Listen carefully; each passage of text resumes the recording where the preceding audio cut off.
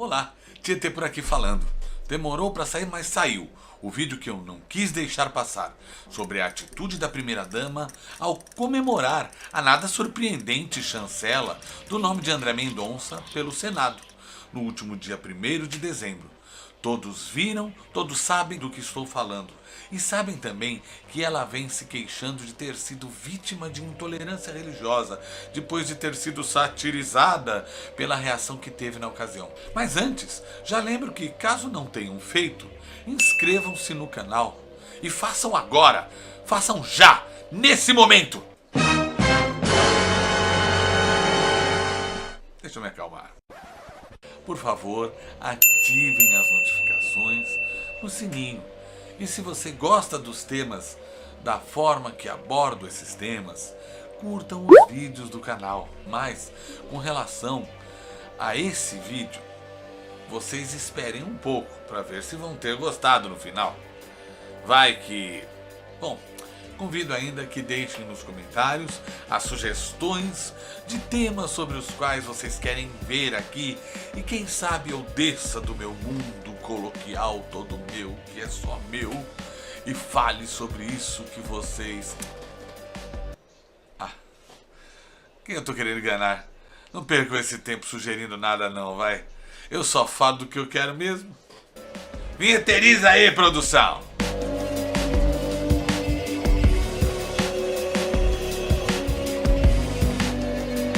Michelle, my belle. Cantaram os Beatles, obviamente tendo outra Michelle como my belle deles. Mas no caso, a nossa Michelle, que nunca escondeu que era crente, mas andou tentando esconder uns cheques por aí e tal, né? De tão feliz com a aprovação de André Mendonça, indicação sua ao Supremo Tribunal Federal, mostrou a todos nós o quanto o nosso Estado, com um E maiúsculo, está terrivelmente evangélico. Bom, vamos lá. Não sou contra Michele, nem o próprio Jair, nem o Mendonça, que não é o da grande família, terem a sua própria religião, suas próprias convicções, enfim, sua própria fé. Mas é preciso esclarecer, ainda que bem superficialmente, alguns conceitos. Explicar alguns termos e fatos históricos. Nem sei por onde começar. Mas sigamos por aqui. Antes de falar sobre fé e intolerância religiosa, falemos sobre o que realmente acometeu a primeira-dama. E acomete 100 entre 100 terrivelmente evangélicos em condições análogas de temperatura e pressão. O que Michele teve foi um episódio eufórico histérico com a vitória de Mendonça para o STF, e em tal estado deixou-se levar por emoções que superaram a sua razão e, baseada em sua experiência sociocultural religiosa, extrapolou-se em falas e expressões incompreensíveis.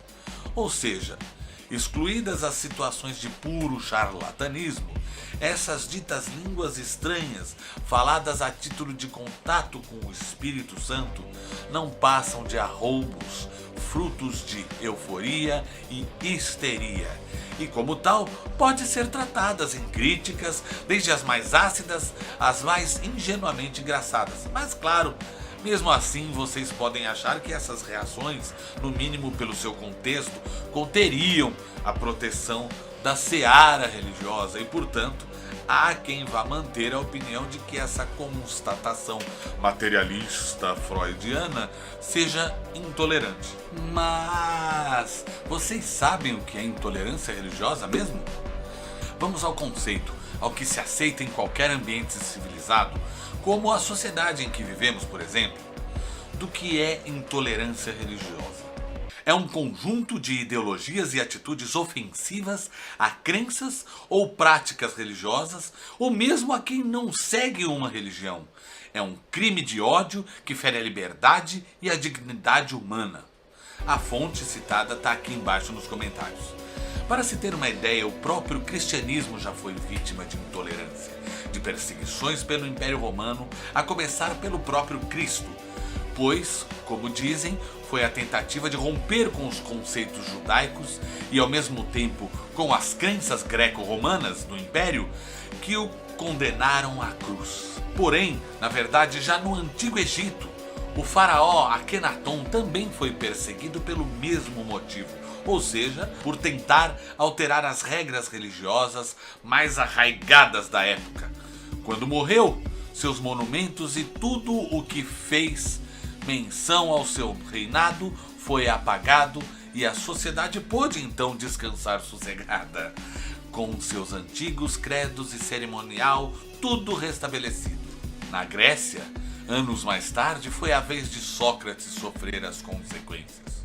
Consequências do quê? Do verdadeiro, do puro, do legítimo creme do milho da intolerância religiosa. O mestre de Platão foi condenado a saborear a morte em gotas de cicuta, um veneno mortal, por defender a imortalidade da alma e outros conceitos metafísicos ignorados ou demonizados em sua época. E assim foi durante toda a história, tanto no período em que a Igreja Católica ditou sozinha a ética e a moral do mundo ocidental, até vir a Reforma Protestante com Calvino e Lutero, contrários ao dogma de que o Papa Católico era o único com acesso às luminescências do Espírito Santo, cujas diretrizes revelava de quando em quando, orientando todo o povo católico. Alguns cardeais, dentre eles Lutero e Calvino, se insurgiram, abandonaram suas batinas e criaram as suas próprias igrejas. Na Inglaterra, por volta do mesmo período, o rei Henrique VIII criou a Igreja Anglicana apenas por querer casar-se novamente. Tudo num turbilhão de conflitos em nome da fé. Aliás, que fim de poço moral foi o dessa época, hein, meus amigos? Esse entre a Reforma Protestante e o movimento mais vergonhoso, o da Igreja Católica, chamado de Contra-Reforma. Torturas escabrosas, pessoas queimadas na fogueira, tudo em nome da pureza da fé cristã. Correndo por fora, desde o século VII, o Islã tornou-se forte da morte do profeta até as cruzadas e nem preciso de muitos exemplos para saber o quanto sofreram e sofrem até hoje com a intolerância religiosa os muçulmanos.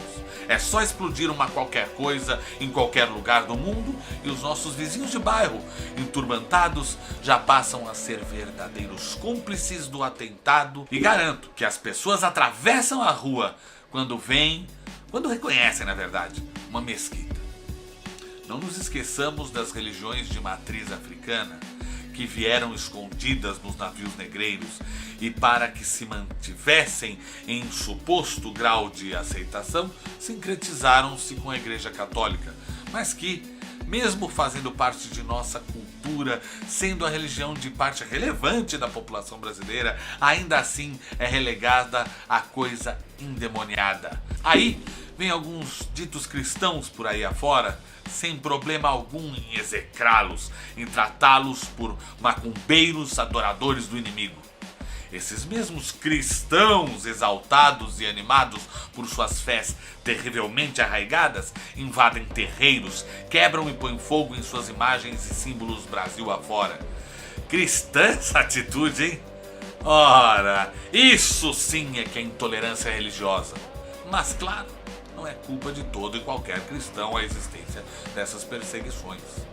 Como ficaram conhecidos, os chamados crentes ou evangélicos são aqueles e aquelas egressos das incontáveis denominações do movimento chamado neopentecostal, surgido na década de 70 do século XX nos Estados Unidos e que ganhou sua própria versão aqui no Brasil depois de Edir Macedo, tendo brigado com sua religião de origem, de matriz africana, diga-se de passagem, criou a Igreja Universal do Reino de Deus, utilizando-se dos conceitos do Velho Testamento, da graça divina e prosperidade, fazendo escola no país e abrindo a porteira para tantos outros ganharem fama, dinheiro e adeptos, e vice-versa entre si.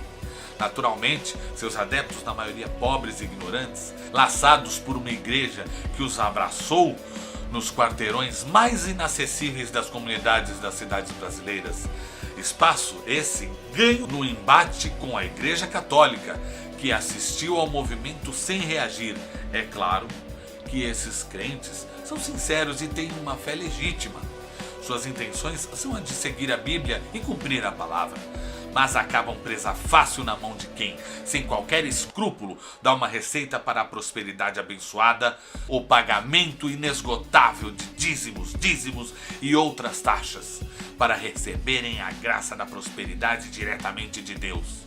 Abastecidos por esses fiéis, as igrejas neopentecostais foram ganhando espaço na sociedade e não demorou muito até ocuparem a política.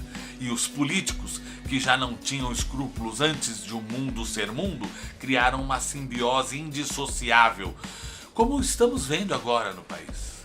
Enfim, no caso das manifestações em comemoração pela chancela do Senado em nome de Mendonça, só pelo fato de terem sido praticadas no interior de um prédio público, quando e onde se deveria exigir a laicidade como protocolo básico, já estão permitidas até as mais ferinas críticas, pelo que uma coisa fica muito clara: se a primeira-dama demonstrou intimidade com a comunicação pentecostal, não se pode falar o mesmo quanto à obediência à Constituição Federal, que determina que o Estado com um E maiúsculo é laico, desvinculado de qualquer religião, caso não saibam o que é Estado laico.